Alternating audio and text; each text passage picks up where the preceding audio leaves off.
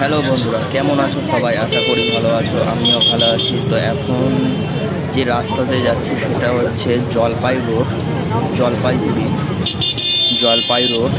তো এখানে রথযাত্রা উপলক্ষে সব থেকে বড় মেলা বসে। তো মেলার দেখতে এলাম, দেখো কত সুন্দর সাজিয়েছে।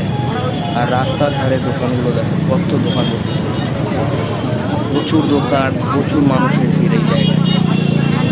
শিলিগুড়ির মধ্যে সব থেকে বড় এই জলপাই মোড়েই রথযাত্রা সব থেকে বড়। চলো সামনে আগানো যাক, ভিডিওটা সম্পূর্ণ দেখো, আশা করি ভালো লাগবে।